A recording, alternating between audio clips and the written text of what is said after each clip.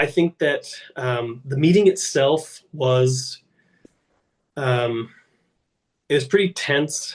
I definitely went into it thinking that things were kind of set, and I could be wrong. But I remember we brought up some of these like issues and addressed them. And when the issue of Occupy Wildcat came up, that seemed to be the biggest sticking point for some folks to me, where people were really upset that Aaron was involved in something so high profile and got so talked about. And they feel like he circumvented his own station and his own cabinet to do so.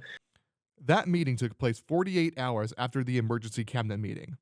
The SGA advisors at the time, Bill Millard and Michael Moffat, sat in to help advise the cabinet. Bill Millard came in and sat down and talked with us as a group. He said, let's put it to a vote whether Aaron should resign as student body president. And my entire cabinet, except one, voted that I should resign as SGA president. I was not going to resign. I said I have done nothing wrong, and I refuse to resign because I have broken the Constitution on this technicality of not selecting a Christian for my cabinet. After that vote, Moffat and Millard pulled Morrison aside to talk with him privately. They told me, Aaron, you have to resign or we're going to force you out. There's like this other clause where the VP of student development can remove a student leader from their position, like in kind of like the most extreme of circumstances. And so at that point, I was like, okay, I'm done. I can't do anything further to fight this. I have no other recourse. What transpired was probably the most difficult 72 hours of my life up till that point. A friend of Morrison suggested that he get off campus and think, and he took a trip to Indianapolis. And I walked around the streets of Indianapolis knowing that I was going to have to resign. And I struggled with suicidal ideation for the first time in my life. It was very dark. I had a lot of very dark thoughts about wanting to get out of my situation in whatever way possible. There were some very important people that held me together mentally during that time. Bud Bentz, who was the professor of church history at that time, he helped me write my resignation letter and kind of gave me a lot of counsel. Brandon Hill, who was the VP of Residence Life, he offered for me to stay at his house for the last 2 weeks of the semester. December 5th came, and as Morrison was getting ready to read his resignation letter, he was stopped by Brian Kasha, a custodian at the time. He offered communion with me, like right before I went into that SGA meeting. It was very powerful, very meaningful for me. I'll never forget it for the rest of my life. Morrison then read his resignation letter and left for Brandon Hill's house. He did not return to campus until the spring semester. During that meeting, Jenna Childress, Morrison's vice president, was signed in as SGA president. Nathan DeMazy also resigned. I just remember thinking that it was an incredibly just unchristlike thing to do. It was just cruel. Like, we're really gonna out this guy and out him in front of, like, at the meeting. And like, I just remember thinking, like, wow, he isn't a Christian, and we just gave him zero reasons to become a Christian by being cruel and indifferent rule followers. Aaron Morrison handed over his title as student body president Monday after members of his cabinet raised concerns about his leadership ability. I was really confused last semester as to what was going on with all of the drama and things like that before he resigned, but I was pretty shocked whenever I found out that he had taken that step.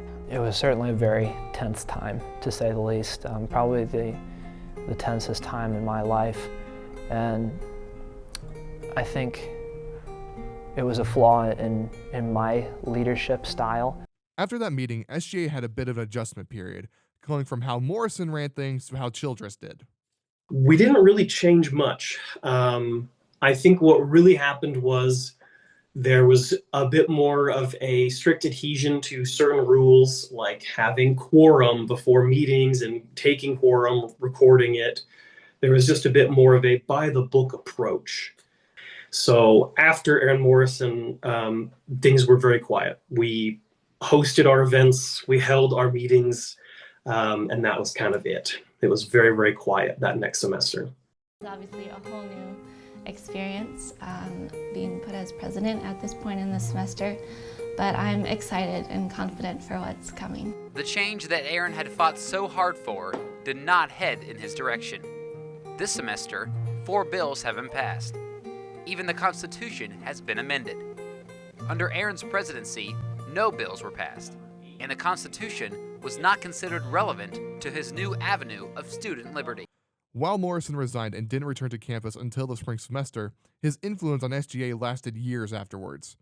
Timothy Scurlock was elected SGA president a few years after Morrison and shared a similar philosophy.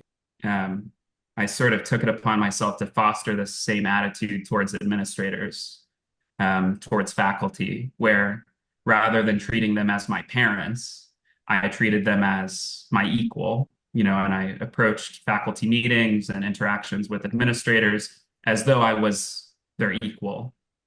And I would say that fostered hostility at times. Kind of got the ball rolling to get some changes started, and whether they're the things he was trying to get changed, I think it definitely had the impact of, okay, well, let's re-examine things and make sure we're going about things the right way. Current President-elect Aaron Augello will try to dispel that notion next year, but it will be hard to rival the buzz that Morrison created.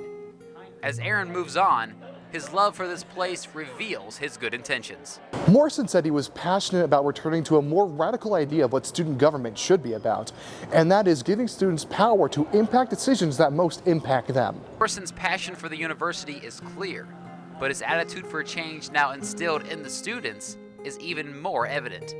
What Aaron was trying to do was change the way the university looked at the students. And I believe he did do that. You may say it's through petty means, like getting rid of the extra cost of cheese, or like making attempts to change the media policy. Aaron just wanted the university to know that we as the students should have a say. And I think that they realize that now. You can't have too much of an ego when you're trying to pursue good change. Because if your ego gets in the way, that ends up hurting your cause. And this concludes this IWU and Politics mini arc. From the very start of IWU, students always had a choice whether or not to express their political beliefs. In the mid-2000s, the last political club was dissolved, and it was quiet until 2011 when Morrison came in. For Amplify Media, I'm Bryce Crossman.